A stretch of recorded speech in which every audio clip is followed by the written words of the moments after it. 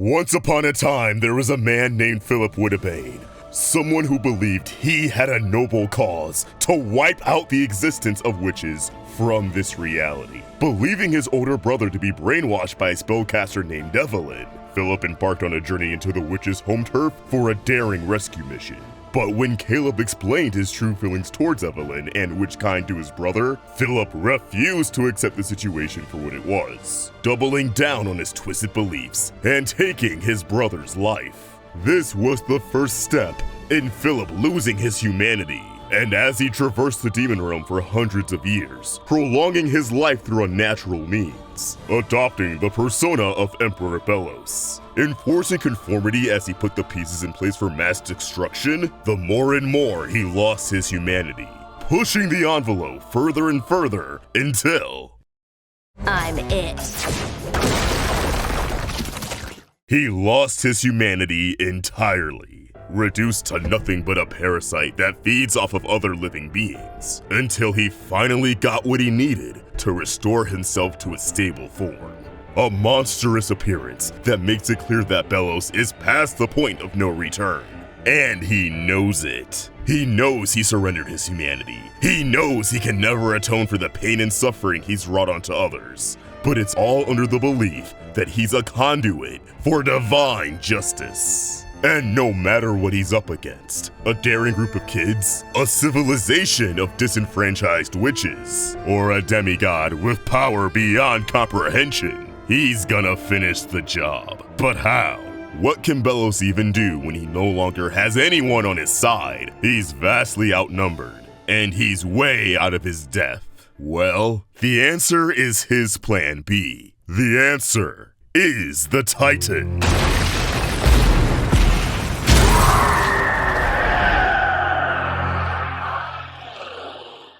Okay, so first things first, where the hell is the thanks to them breakdown? Guys, I'm drowning over here. I am under the water. Please help me. I know these bigger episodes naturally lead to bigger videos from me, but thanks to them just has so much detail packed in it that the script is already 4 pages, and I'm barely out of the woods when it comes to the episode's opening. To give you guys a good idea of an average breakdown script for the Owl House, it's usually around 6 or 8 pages for a full 22-minute episode. So 6 minutes out of a 45-minute special taking up 4 pages is just nuts. It's definitely taken way longer than I expected, but I'm gonna hang in there and give you guys a good video breakdown, even if it means I have a mental breakdown in the process. Luckily, I think once I hit a certain point in the episode itself, writing the rest of the breakdown would be smooth sailing. But in the meanwhile, I figured you all would be fine with a theory video or two as we look forward to what's next in the series, and the best theory to start with is one that's kinda gaining traction in the fandom before I even got to make this video. So at the beginning of the week, I put out a tweet and a TikTok that have both seem to be making rounds on the animation corners of the internet, especially the TikTok, sheesh. That's built around the idea that Belos always had a plan B in case the Day of Unity went awry and the draining spell failed. That plan being possession of the Titan that the Boiling Isles is built upon, going full Shingeki no Kyojin as he stomps out the survivors. This idea first hit me on Monday because I was honestly just taking a look at Monster Belos and thought, man, he really does look close to the ledge. All he's missing is an exposed skull. And as the theory was forming in my head, I frantically hit up JANKYBONES, beloved artist who's done so much for the channel, including the thumbnail for this video. And the more I talked it out and started making my silly little social media post, the more I realized this actually makes perfect sense. Especially when you factor in Dana Terrace's previous claim that the Collector was originally not a part of Season 2's storyline, but was added in once they learned of the cancellation.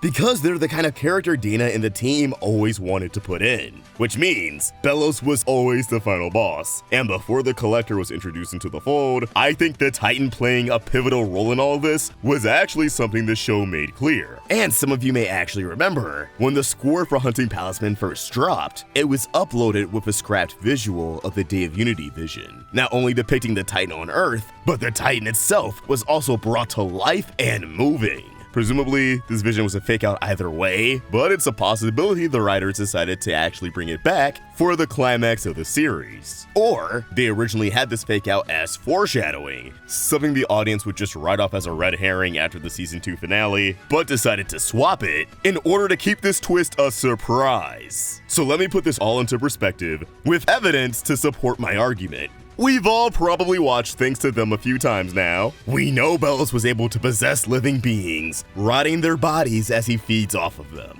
which I initially believed this was just something he was doing so he could have some sort of body to use while he searched for Evelyn and Caleb's stash of Titan's blood. But after some conversation in my TikTok comments, rewatching the episode a few times, and brainstorming for this theory, I actually now agree that Belos was consuming these animals to gain mass and sustain himself overall. Now here's the thing, even though this is the first time we're seeing this ability unfold on screen, I don't think it's the first time Belos himself has utilized it in the series. I imagine you're thinking that with the animals Belos possessed, even though they're basically a carcass during possession and leave nothing but a pile of bones behind, they were still alive when he initially hijacked their bodies. And the Titan's not alive. He's very clearly dead, right? Wrong. Very wrong. The Owl House has really leaned into the idea throughout Season 1 that the Titan the Boiling Isles is built upon is actually still alive. Barely alive, but alive nonetheless. And Belos knows it. These clues have mainly been associated with glyph magic, the idea that Luz has a connection to the Titan, as he's been showing her glyphs and is more or less speaking to her without, speaking to her. Contrasting Luz is Belos, who seemed to be fraudulent in his connection to the Titan. He can't really speak to him, and as implied in both episodes Elsewhere and Elsewhere and King's Tide, the Titan has been hiding glyphs from Belos. In particular, the light glyph. Belos is someone who clearly knows way more than he lets on, so when he says, "It took me years to figure that out, almost like the Titan himself didn't want me to have that knowledge," it's not just conjecture. Bro knows that's what's really going down. We know how Belos operates. He doesn't take no for an answer. So what would he do if the Titan refused to assist him? He'd force the Titan's hand. With that being said, do you guys, remember that giant beating heart above Belos' throne? The Emperor's Covenant itself being in the chest of the Titan? If a beating heart isn't compelling enough of an argument that the Titan is alive, I really don't know what is. And yeah, this giant organ is far from pink in hue. It's green. We even see that the Titan doesn't have green organs in the opening flashback of Labyrinth Runners. But this green is a very similar shade to Belos' muck monster form and the general association with rotting flesh and organs in the series. What if Belos wasn't totally BSing about his connection to the Titan, but how he presented that relationship to the public is far from how things are behind closed doors? I believe Belos did force a link between himself and the Titan through the same ability he used to possess Hunter and the animals of Earth. Remember, Philip began to develop his condition from the consumption of talisman souls before he became Emperor Belos. We actually see in Hollow Mind that he had an encounter with Caleb during one of his early transformations. He's had experience with his Mudkip Lich form for countless years. At one point, he discovered the ability for his essence to consume and influence other life forms, and when he finally came into power as Emperor Belos, I'm sure his suspicions that the Titan— oh my god, hold on, I need water.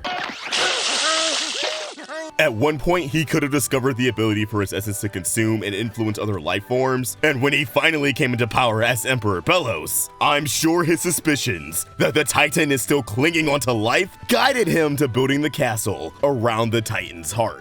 Ever wonder why the decomposing Titan on Titan Trapper Island has way more meat around its bones than King's dad, at least in present day? I believe once Belos realized that the Titan is still alive, just dying very, very slowly, he realized the scale of the Titan means that he could feed off of its remains for a very, very long time, forging a connection by attaching his essence at the heart like he's a parasite.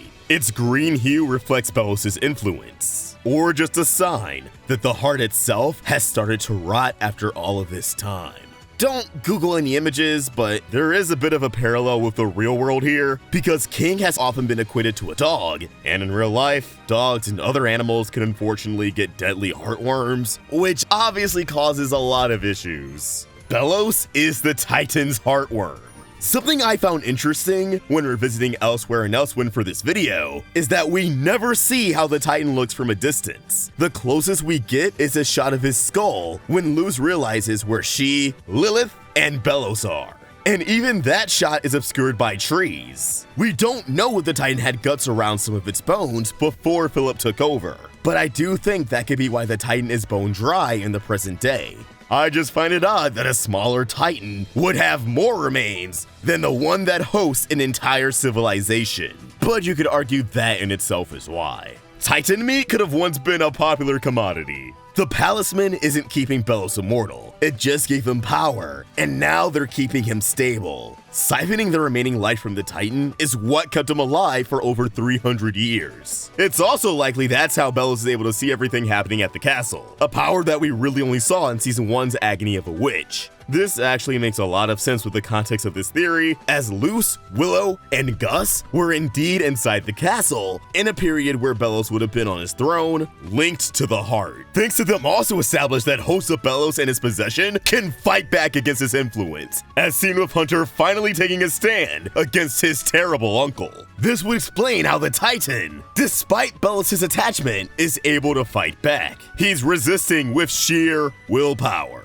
The love for his son, King, and the desire to keep him safe, giving him an edge over Belos and allowing him to occasionally guide Luz into the right direction. And just to cover my bases, I will throw out there that Belos could easily possess the Titan on Titan Trapper Island, should it also still be alive and just slowly dying. But I think the setup they have going into this next special is going to be along the lines of this. Belos' mission is to make a break for the castle and get to his throne immediately in order to execute his last resort, something that he always had up his sleeve in case the draining spell failed. Y'all ever played Breath of the Wild? You know how there's 4 divine beasts that's corrupted by the influence of Ganon? Basically that. Belos will shift into his goop form, completely bind himself to the Titan at the heart, and bring the Titan's body back to life, and finish the job by pulling a rumbling. AKA, it's gonna be really scary. I'm sure Belos will have some obstacles along the way in the Collector's game, but I'd be shocked if this wasn't at least the cliffhanger for the next special. The Emperor giving a farewell speech to which kind? Attention, witches of the Boiling Isles! I'm sure you all have many questions, but I can no longer shield you from the harsh truth. My name is Philip Willing. And for as long as I can remember, witch kind has been a plague to not just humanity, but the very natural order that we all exist under, corrupting the hearts and souls of innocent lives that don't know any better. I've made it my life's mission to correct this error, and while I try to give you all a painless exit from this world, I'm afraid that my hand has been forced into a different direction. And so, I will use the body of the Titan to stomp out every single witch from the demon realm and preserve humanity's future. It's not fair, but know this is justice. From here, everyone would have a role in the final battle against Titan Belos. King's growth spurt has been telegraphed since the beginning of the series, and I think it'll come to fruition here as he teams up with a redeemed collector, who will use her celestial magic to make King humongous, giving us a battle with emotional stakes bigger than any of these colossal warriors. King's arc accumulating in him being forced to fight his own father, giving Belos the edge over him as King starts out pulling his punches, but ultimately has to let go of the person he never even got a chance to really meet in order to save the family he has left. Meanwhile, Luz, Ida, and the rest of the cast we know and love would be fighting Belos off from the inside, as I could see them storming the castle that's corrupted by his essence, mowing down creepy blue eyes and green sludge like it's Breath of the Wild.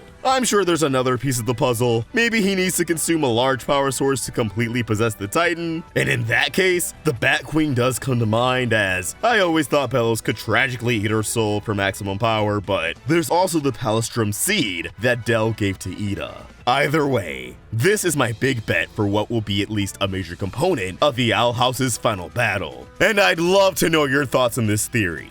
Do you think Belos has something else up his sleeve, or do you agree that Titan possession is probably the way it's gonna go down? Let us know in the comments down below, or give us a follow on Twitter and Instagram at AwestruckVox and at Roundtable Vids, and keep the conversation going over there. And tag us in your fan art if you want to be featured in our fan spotlight for the breakdown. Be sure to check out Toon for some dope Owl House inspired merch, and if you enjoyed this video, please throw it a like, and subscribe to the Roundtable for more great cartoon content. Once again, shout out to JANKYBONES for an amazing thumbnail. Be sure to check him out at BoneJanky on Twitter and Insta. Subscribe to their YouTube channel, and I'll see you guys next time. Peace!